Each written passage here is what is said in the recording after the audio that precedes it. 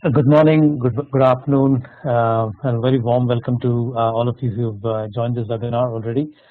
We are seeing a lot of attendees today from South Asia, the Middle East, as well as Asia Pacific. So we're very excited to have all of you here, and hope you're having a great day so far, or a great start to a day. And thank you very much for joining this webinar, Achieving Agile Development at Scale. Webinar by Digitay Inc. So let's get started. I am going to get started here with some housekeeping notes here. Unfortunately, our host is having some audio problems, so he won't be able to help me on the call directly. So we will do some offline help through the Q&A and the chat boxes that you might see on the right side of your screen.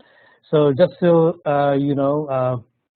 If you have any questions, just use the Q&A box, which should be appearing on the bottom right of your screen anytime during the webinar, and we will take questions towards the end of the webinar. Just so you know, the webinar is being recorded, and a link to the recording will be shared with you, as well as a copy of the webinar slides will be available for download through a follow-up email right after this webinar.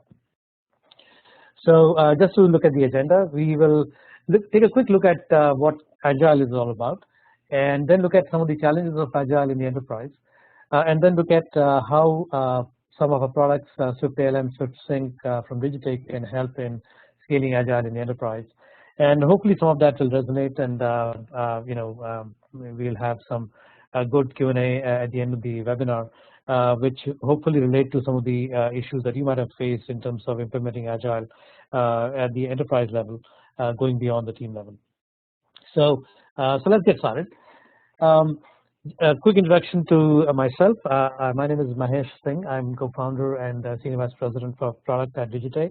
I've spent over 25 years in the software industry, in both in consulting as well as in the software product business, and I'm very familiar with not only our own lessons that we've learned in terms of implementing lean and agile and Kanban, etc., in our own development and professional services environments, but also through my past life, as well as the experience of our customers, just how teams struggle with distributed agile, how they struggle with distributed software development in general, and how some of the key principles of lean and agile can be implemented, especially when looking at distributed environments and at a large enterprise level. So I look forward to all the Q&A that we can have at the end of the webinar, and hope to share our lessons and also hopefully learn from some of your experiences. So with that, let's look at achieving agile development at scale to enable enterprise-wide agility through integration and automation. So to begin with, let's look at what the Agile Manifesto really talked about. So if you I'm sure most of you or all of you are familiar with this, but the Agile Manifesto focused on individuals and interactions over process and tools. So it really laid a great emphasis on individuals and their ability to interact with each other in an effective way, so that they knew what was going on in any software project and be able to work effectively with each other. Clearly, working software over comprehensive documentation, that is key. Far more important to deliver working software than to focus on elaborate documentation of the same. Customer collaboration over contract negotiation, and responding to change over following a plan. So clearly, these are some of the basic tenets of how Agile tried to change the world from the traditional methods of software development. If you dive down a little bit deeper, these are the 12 key principles of Agile development. And if you focus on some of the key things that the 12 principles refer to, then again you'll see some of the fundamental requirements of being able to be called agile and being able to build software using agile methods and really be able to get the benefits of that. So continuous delivery was a key element of that. To be able to continuously deliver working software to your stakeholders was a key part of the agile, the team that is going to be agile. The ability to harness change in terms of change in the overall environment, and to be able to manage change, to be able to harness the customer's competitive advantage. That is the key aspect of Agile. The ability of business people and developers to work work together closely, so that they had all of the information they needed in order to make informed decisions. Again, a key aspect of it, that your product owner, the scrum master, the teams, the customer, end customer, and end user, all of them needed to be able to interact seamlessly in order to be able to make informed decisions. And you want to make sure to have a sustainable process that allowed you to continuously deliver that software. And all of these principles that made a team agile, it basically focused on delivery of working software, on the individual, and of sharing of information in a very collaborative fashion. So obviously there were benefits of being agile. Clearly, if you were able to deliver, if you were producing software, high quality software that would deliver faster to the customer and that was satisfying more customer requirements, naturally there was greater revenue to be had. Secondly, the ability to deliver software faster meant faster time to market. Clearly, you were able to use narrow windows of opportunity and be able to deliver products faster to the market. And thirdly, one of the big benefits was the ability to create a culture of transparency and visibility, so that every member of the delivery team had the information they needed in order to make the right decisions as part of the overall software development process. Now, if you look at the typical experience of software or the history of agile software development, in reality, in practice, the agile development has been really effective at small team sizes. Typically, the team sizes were 5 to 9, and while there are a lot of exceptions to it, there is a lot of study around that has been done around this to say that teams of between 5 and 9 people were great at agile development. And these teams focused on some very direct interaction methods, including daily meetings, scrum meetings, or stand-ups, etc., to have face-to-face discussions on what is going on, what is working, what is not working, and be able to take quick decisions based on the overall context, and be able to continue to move in the right direction as far as software, as far as the end delivery was concerned. And finally, that face-to-face communication made sure that you were always, you had that context and you were making informed decisions at any point in time. On the other hand, if you look at developing at scale, in contrast to the small team situation, the larger teams typically, if you look at teams of hundreds or thousands or even 2,000 developers, and sometimes you have large organizations, telecom companies and government organizations and others, where there are really large teams working on large complex products. Then there is, first of all, there is a lot of communication friction, and as a result of that friction, there is the tendency to keep information in silos. So every function works in their own cubicles, in their own departments, in their own in silos in essence, and therefore the transfer of information, the exchange of information got completely impacted because of that, and as a result there is complexity of communication and overall lack of visibility. And because people don't have the right information, this manifests itself in multiple problems such as process failure and other forms of failure that resulted in bad quality and so forth. So clearly, it's I think fairly easy to imagine that as teams got larger, the same methods that a team of 5 to 9 people use to exchange information, to interact, and to make decisions would completely not work when it came to larger teams. And if you look at this in a sort of more scientific method, you look at this in terms of the number of interfaces that are there. This picture here kind of makes that more clear.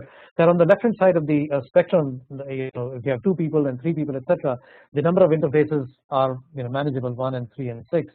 But as you grow larger, to any number n, then the formula of n squared minus n by 2 applies. So that if I go to the next slide here, you'll see that for even a reasonably large, I would say reasonably mid-sized team of, let's say, up to 100 people, and this one goes up to 96, you can get, theoretically, you can get up to nearly 5,000 interfaces, data being exchanged from one team member to the other. And clearly, 100 itself is not a very large, 100 people is not a very large team, but obviously 5,000 communication points, are very complex to handle, or very large to handle. Obviously, this is an exaggeration in terms of the way that teams actually communicate, and probably you aren't communicating one-to-one across each of the team members. But the fact is that the moment you have large teams, the complexity of communication just completely skyrocketed, and you had enough challenges around the keeping information current and contextual to the entire team. If you look at this, if you've heard of the passing the message game, you knew that as information moved from one to the next function, in the typical what is known as the oral tradition of communication, which is what agile teams followed, then there is a continuous loss of information from one stage to the next.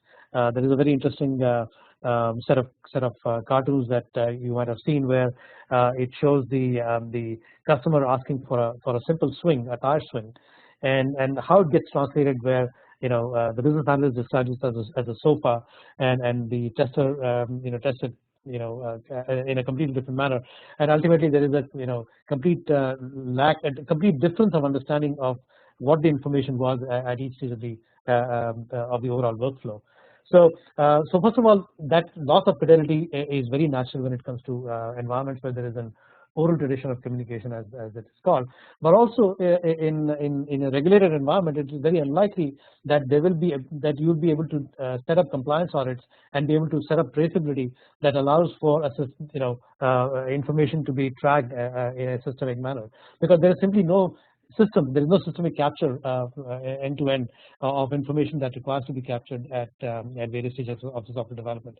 And so organizations where there is need for such a compliance audit, or there is need for any kind of auditability, this becomes a challenge. And so obviously, typically large organizations have been slow to adopt the I call it the traditional agile method. Agile itself is about 10 years old, but in the sort of pure form of agile, it has been difficult for large enterprises to adopt it, simply because of some of these challenges of oral tradition, etc. And if you look at it from the overall visibility challenge perspective, in addition to the sort of communication friction problems, you also have basic visibility problems, because as your developer team grows, you're likely to acquire different solutions for different functions.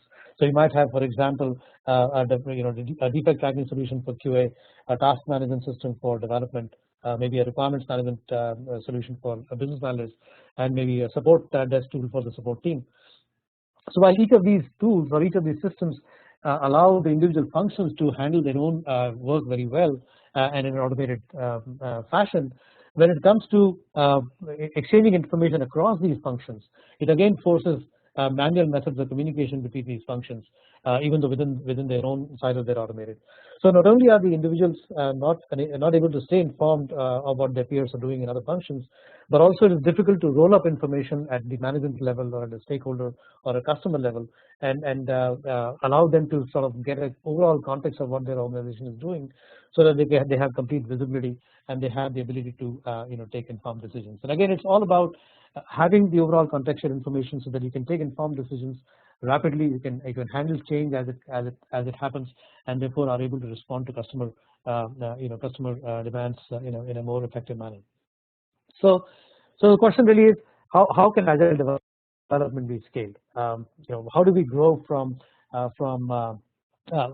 team of 5 to 9 to tens or hundreds or thousands of developers? So there are scale agile frameworks and models that have been proposed in recent years. This one here, for example, is the agile scaling model that was written by Scott Ambler and Mark Lyons when they were at IBM. They are no longer there now, and they have their own consulting company. But this talks about starting off in a sort of overall roadmap, where you start with core agile development, which is essentially started off at the small team level. And then from there you go on to disciplined agile development with teams that are geographically distributed, and then you go on to agility at scale, where you have very large teams, geographically distributed, you have regulatory compliance requirements, domain complexity, etc., etc. So, this approach that they have defined, and I encourage you to go look at this document, and we'll share the URL with you as part of the slides. It talks about how you can scale agile in an overall enterprise. Another scale agile framework that has come is actually called the scale agile framework, or SAFe. And again, you might have already heard about this, but this was proposed by Dean Leffingwell, who lives out of Boulder, Colorado, and very interesting model that takes into account the fact that you have work going on at a team level, at a program level, and at a portfolio level, and using a variety of processes and tools, which include Scrum, includes Kanban, includes managing backlogs and so forth, and across different functions. You're able to manage agile. You're able to scale agile at an enterprise level by layering the work at different levels in the appropriate way, and by breaking down work in terms of starting with business epics and architectural epics, and going down to features and architectural level, functional as well as architectural level features, and then breaking them down to stories, which is typical in any agile development framework. But how do you relate it to different levels of organizations? This framework talks very well about that. So Scale Agile framework is another great framework to look at, and both these frameworks emphasize the use of integrated communications and systemic communications in a way that moves teams away from the what is referred to as the oral tradition of sort of core agile development, and adapt these integrated methods for communication for agile at scale. And successful organizations have been able to do that. You can see these characteristics in these organizations where they are systematic in the way that they capture information. They have business processes that are designed to inform the individual users and empower them to make decisions. And what we really need to do, therefore, is to transition from that oral tradition to that integrated communication method of agile at scale. So let's look at that a little bit deeper. So what it really means is that from the siloed effect that you have with individual ALM systems that you might have, where you have systems for defect management or test management or task management or requirements management, what you need to do is really to be able, and you want to, first of all, you want your teams and your functions to continue to work with the tools that they like best, because you don't want to change that and cause overall disruption in the organization. You want to let them continue with the system that they're using, but you want to connect them in a way that they are able to exchange information seamlessly, have contextual information overall, and be able to take informed decisions. So in this, if you have, for example, a test management system or a defect management system or a task management system, you want to connect them so that as the QA team makes changes in the defect management systems, or as they log defects, that information goes on to the development team, and they're able to actually take action on it without the test team having to manually, so that they can work that these teams are doing. They don't have to face the overhead of extra processes or extra rules, and they can continue to work the way they want to, but at the same time the system implements that workflow in a way that implements your business rules and your governance requirements. And proper integration helps these people to focus on their own job and not on the actual integration itself. The third thing, of course, is as a byproduct of this and an important part of the overall ability for being able to do audit is the guarantee that this kind of other integration supports. So you have traceability, and that supports compliance and limits your exposure overall to the organization in terms of penalties and fees that you might face from regulatory organizations if you were found lacking in terms of your audit requirements. And finally, of course, provide enterprise-wide visibility so that individuals and managers have the ability to take informed decisions, which is again really a key part of overall effective agile development at scale at enterprise level. So really, if you look at what are some of the primary goals of being able to scale agile to the enterprise, is really to remove communication friction. You want to be able to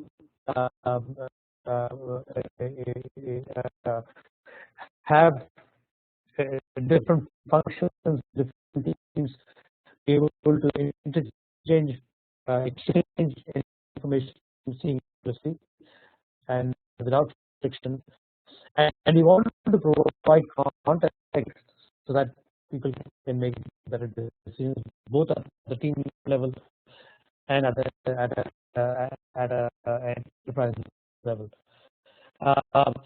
And AI and system integration really helps solve this problem, and it does that by improving communication, by improving visibility, and by improving compliance. So let's take a look at how some of this how some of this is possible with the integration that we can get to integrate ALM. Going back to the picture that we saw there, from a situation where you have oral traditions of communication where every individual is communicating with every other individual, and you have massive amounts of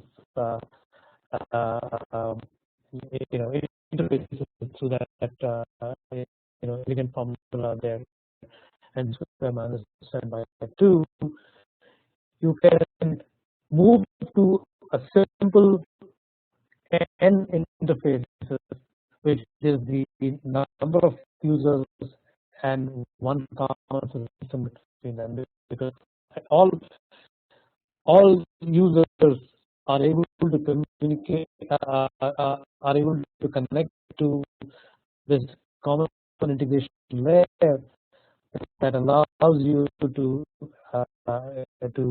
be able to seamlessly look at information across the different systems and be able to communicate through these systems with all of the users of these systems.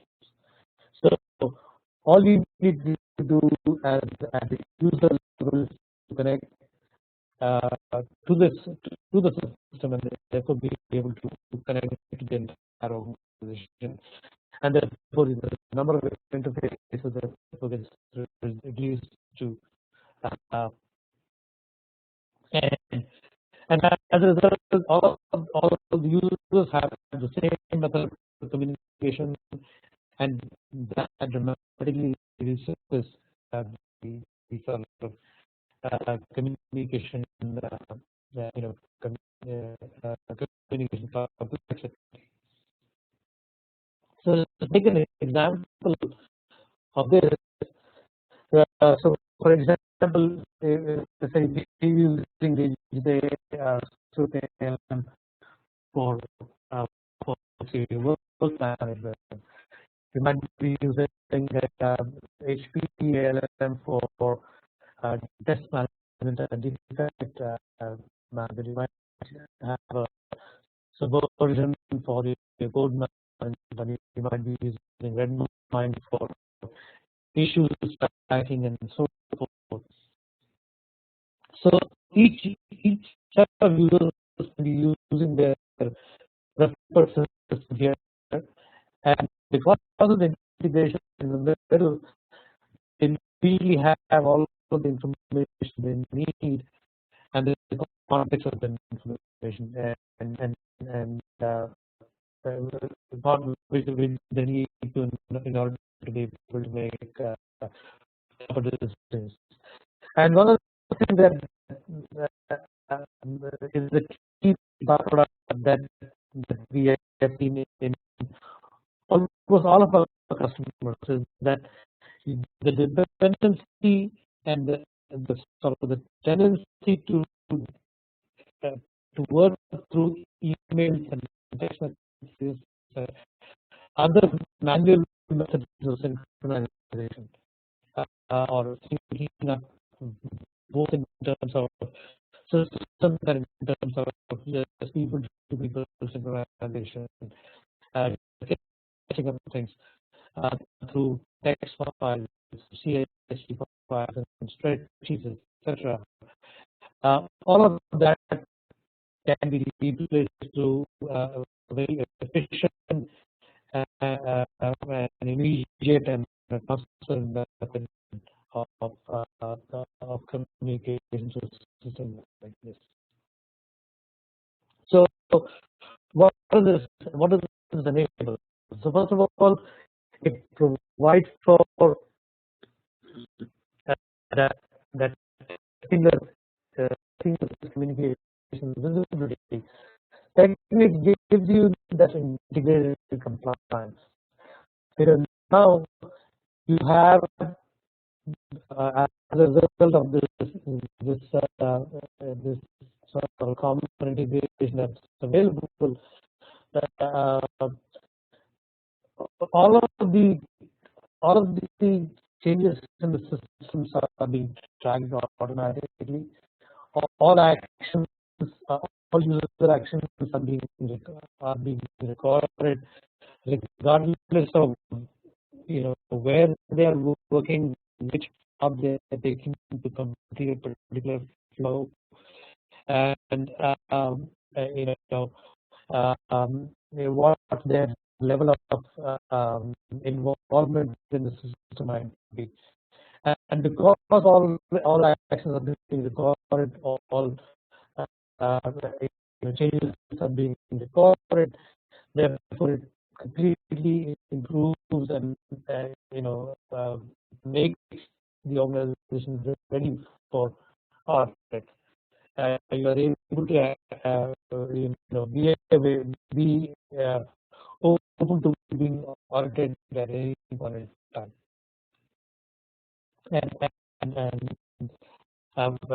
And audit that is not only available at any point in time, but it is also completely accurate because it is being recorded in the system. Thirdly, of course, you have integrated visibility. So if you look at the overall system, again, each user is working with the preferred system, but because integrated with something, so saying from the say, therefore you have these kind of barriers removed, and you have individuals interconnected to the native systems, and therefore all of them have the information they need for use across the system. So if I'm a developer, I can look into the testing system and look at what effects might be coming my way, or look at standard test results. If I'm a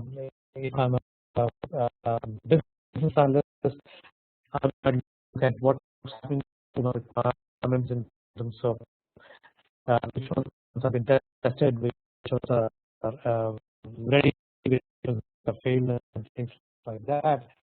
And therefore, at any point in time, all the people are available to, I mean, all the information is available to all the people, so that they can make the decision that they need to take. So if you go back to the Agile Manifesto and look at doing Agile at scale, what does all of this really mean to the four basic things that we looked at in the beginning? About our individuals and interactions, or processes and tools. So clearly, the connecting of individuals across the enterprise, so simplified and interface-based system makes sure that individuals are informed and they're able to act with the preferred tools, and they have access to streamlined and easy communication, so that they are relieved of any burden of manual communication, manual synchronization of information. Secondly, you have the second tenet of working software over confidence and documentation. All members are aligned with common visibility, understanding of priority, etc. And the integration of system reduces the need for formal documentation.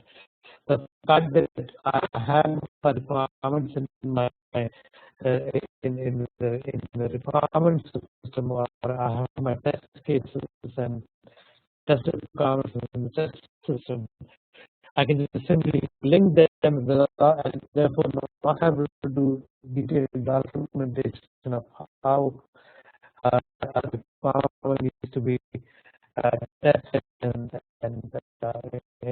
so forth. And therefore, this makes for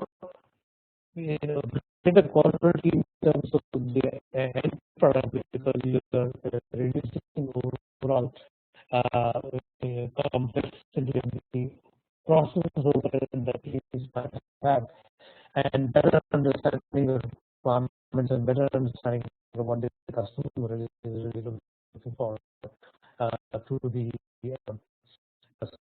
common visibility. And the third point again teaches us that customer collaboration over contract negotiation, good team communication, and better communication with customers is clearly one of the biggest byproducts of this kind of integration, because you now have a single ecosystem through which you are able to communicate with everybody, and therefore you are able to actually get frequent feedback from customers on software that you're delivering, and therefore you are able to respond to change faster based on the feedback that you get. And that's really the last point, that you're able to change, respond to change because of the facilitation that you see to a system like this in terms of the overall communication across the entire team as well as the stakeholders and the customers. So this the ability to have a connected set of systems to facilitate better communication, to facilitate reduction of friction in communication, and to facilitate visibility across the enterprise is really key to achieving agile scale. So with that, I just want to give you a quick introduction to some of the capability that we provide that allow you to really scale agile at the enterprise level. So I'm going to talk about two main systems we have that are part of this the topic that we're discussing today. You're very welcome to look at our website and look at all of the things that we provide to you. But ALM really is comprehensive ALM system that we have. It combines the disciplines software development, application development, and maintenance, project and program management, portfolio management, as well as process governance that allows you to define map your processes in your the system and be able to use those in an automated way for delivering projects. So this is just a quick deep dive into what each of those silos or what each of those functional buckets provide. So without spending too much time here, I just want to sort of give that high level view that you start off with process governance that helps you define your processes in the system, and those get automated through the project plans and the project workspaces that is set up in the system that automatically make those processes available to the project teams, and therefore give you those business rules that we referred to earlier in the workflows that automatically implement the business rules that you want to implement without loading the work in their own systems, whether they're using the test management software or requirements management or defect management, etc. But because of the fact that they are part of the overall workflow, they are also allowing organizations to define these business rules that let them stay compliant with in terms of the rules that they need to comply with in the business environment. So Kanban is our lean agile Kanban development system that allows you to do pure Kanban based project management or software development. It also supports Scrumban, and therefore if you're a Scrum team and you're looking to Kanban for greater visibility, greater management of workflow, and better sort of improvement of your overall processes, it's a great tool and a front end to our systems that you can use. And then finally, of course, as part of this, just the overall architecture that you see here, we provide that overall solution for you to be able to work with end-to-end management of the application lifecycle.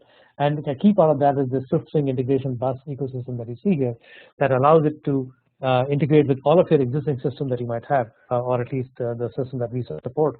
And in order for your teams to continue to work with tools that they have and still be able to provide the ability for you to implement workflows and to consolidate information. And we talk a little bit about that when we cover the SwiftSync part of this webinar. So really, Swift ALM overall is a sort of fully integrated sort of distributed project or distributed software development application that lets you provide this. And now to get into SwiftSync, which is really the glue to all of this, and which really enables you to not only use products that we provide, but also all of the products that you might be using from HP or Microsoft or Rally or others. The SwiftSync solution itself, it first of all, as we talked about it earlier, it allows you to do work item synchronization, so you're able to automatically synchronize requirements data with test data with defect data back to task data, etc. So you're able to automatically synchronize them and be able to keep everybody informed of what is going on across different functions, different teams. The second thing it does, it allows you rules enforcement, so you can define your workflows and define your rules, and those are automatically tracked and traced, so that you're making sure that as individual functions are working in their systems, these workflows and the rules are being also complied with automatically. The third thing it does is, again, very important in an enterprise class integration solution, is that you want to be able to do conflict management. It automatically detects and resolves any conflict that might be there between different systems. And we'll see an example of that in the demo that I'll show you. And finally, it provides the cross-system traceability that we talked about earlier. Again, that allows you to link related items across systems seamlessly and be able to provide end-to-end record of how things are linked to each other, how changes have occurred in the system, and provide sort of that overall systemic view for an audit trail and other compliance requirements. It provides in out-of-the-box integrations a variety of different systems, and I'll show you a slide that will give you a bigger list of all these software that we provide. And again, we'll talk a little bit about that as we go forward. I'm not sure what happened on this slide here. So with that, I'm going to get into the demo scenario here that I wanted to show you as a pre-recorded video that shows you how data gets replicated across systems and how conflict resolution happens and things like that. So for that, for this demo, the flow that we're going to use is starting off with a test script, running a test case, and a complete defect and test script integration from HP Quality Center to Digitay, Swift ALM, Redmine, and SVN. And just to show you a little bit more of the exact scenario, the various systems that are going to be used as part of this video are listed on the first column, and the different teams that are using this are on the right-hand side column. So let me go ahead and share that video with you, and I will walk you through it as it runs here.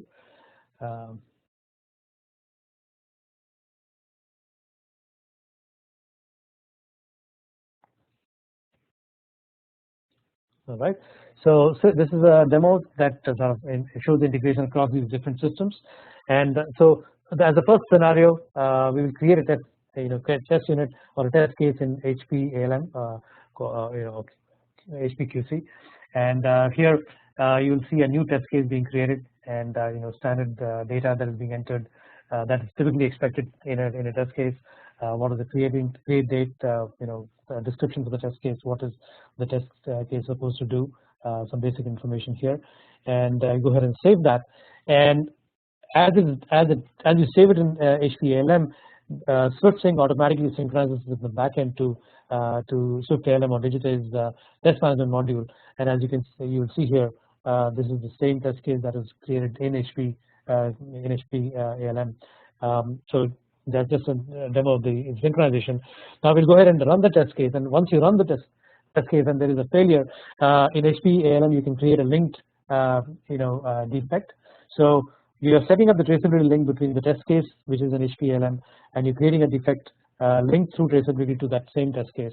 And so you're setting up the traceability link within HP ALM, and as part of this, your tester might enter standard data that you would expect in terms of defects things like priority, when is it due to be fixed, and so forth. We'll go ahead and save that, and we'll go ahead and see that that same data then becomes available within Digitize the defect management module.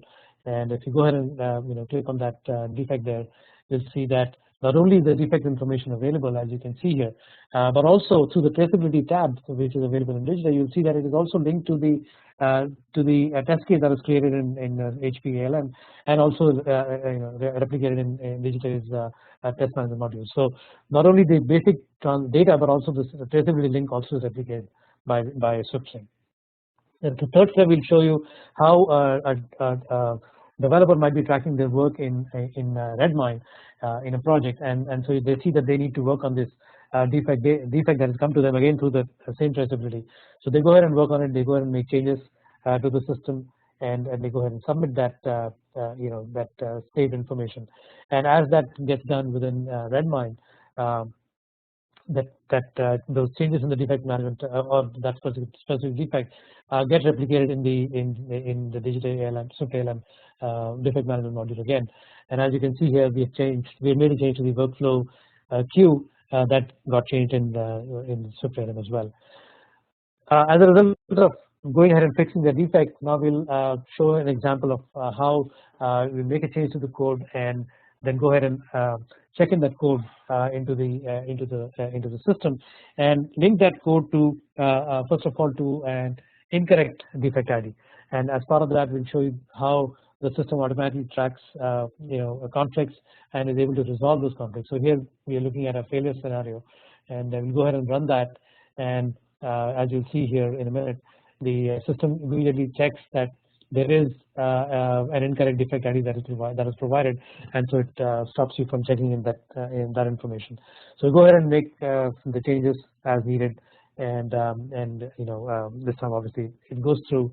And not only do you update SVN with this update, you will also see that that same information gets updated within Digitize SwiftALM as well. So we go ahead and save that here, and now we can view the check-in in Digitize as well.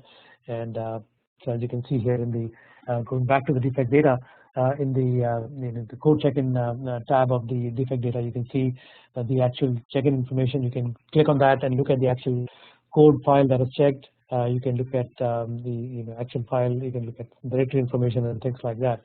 So all of the information that was generated in SVN is also now available in the defect management system of Digitize SwiftALM.